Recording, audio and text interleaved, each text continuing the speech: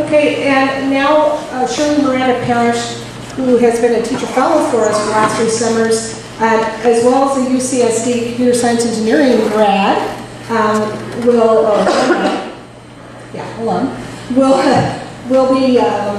will be coming up to talk to us about the teacher fellow component. She's also on our advisory board for Cosmos. She's the only teacher that serves on our advisory board, so we're very excited that UCSD is represented so well by Shirley. She's also the director of the Greater San Diego Science and Engineering Fair, which is a great coup to have her again a part of what we do, because she's a great person to help us with helping as we do our final projects and getting the students excited about entering their projects into local science and engineering fairs. Shirley?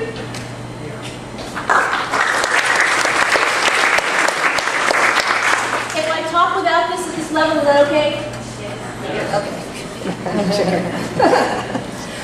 So, my name is Shirley. I've been with Cosmos for now 3 years, 3 summers, and the teacher fellow component of the program, I think, is one of the very special things about it. The teacher fellows are a current high school teacher. They are teaching either math or science currently, and they are with the students the entire time that they are in class. So from the start of class, and Becky showed the schedule earlier where there's parts where you're in class with the university faculty, you're in lab, and then Tuesday, Thursday mornings, the teacher fellow leads the science communication course. Well, even on those other times when the teacher fellow isn't formally teaching, the teacher is there in the classroom with the students. They're in there in the lab, they're in there in the lecture halls, they're in there all the time with the students. We serve as a bridge, as Dr. Tu had mentioned, between the faculty, the grad students, and the high school students.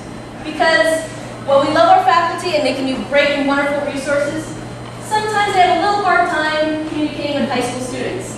I mean, I'm sure some of you remember college, parents maybe remember college, or if your students have friends, relatives that are in college and they kind of mention about how some faculty might be talking over their heads, or they may not seem to understand what you're going through. That's what us high school teachers are there for. And so you again have one high school teacher for about 18 to 25 students that are in a cluster. So unlike the regular school year where I have around 170 students total that I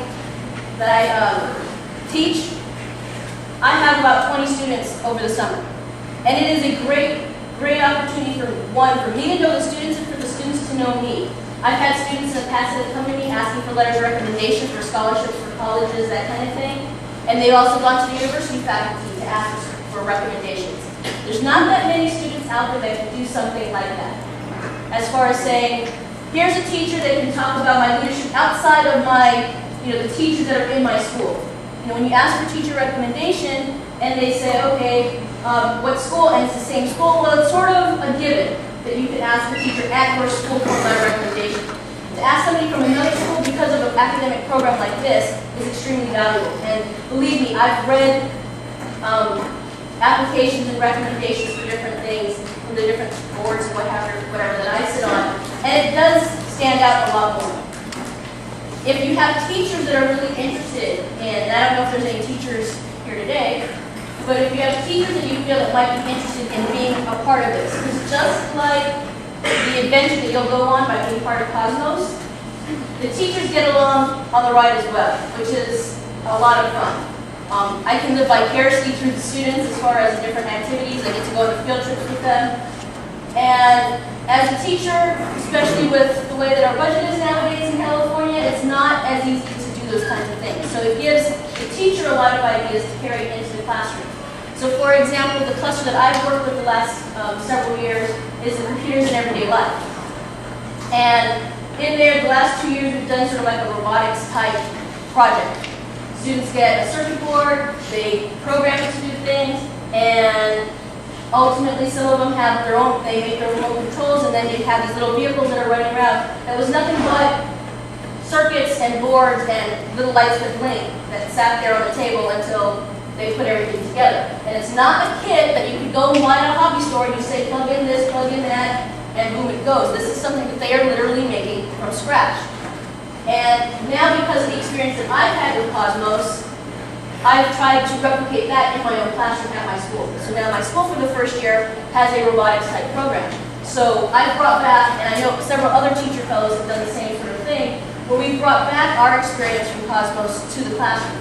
So if you have a teacher that you think is really great, that might benefit from the same wonderful thing that you're hearing about today, have them apply. There's a teacher application that they can fill out for them to be a part of this.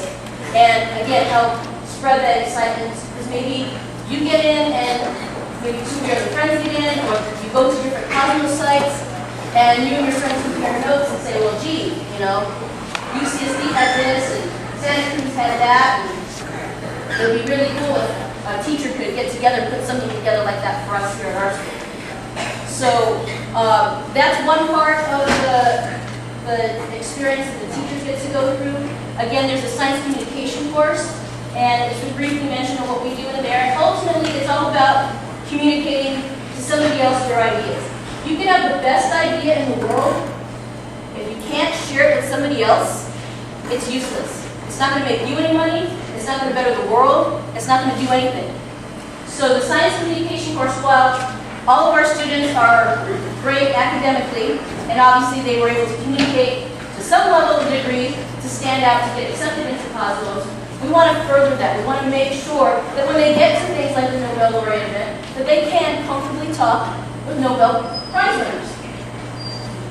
And the hope is that the science communication course helps do something like that. It helps prepare them for other science competitions, other math competitions, just being able to present themselves at college interviews. Because a lot of times now, especially for the bigger colleges, there are college interviews you have to go through aside from just passing the application process.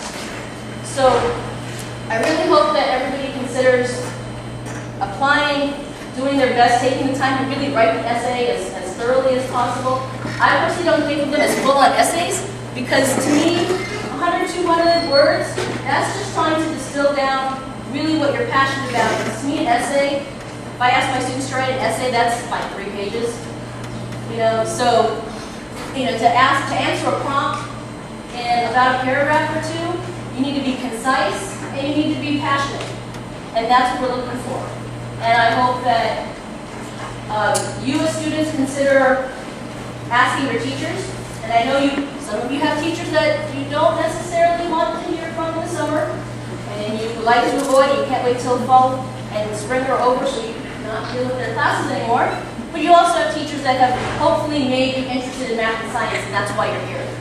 Because somewhere along the lines there was somebody like that in your life. And those are those are the types of teachers that we hope for you to encourage and for you to recommend for the program as well. So I'll be here for the panel if people have specific questions as far as the role of the teacher, what you can get out of your teacher fellow, and the program in general. Because again, I've been here for the last 3 years now. Thank you.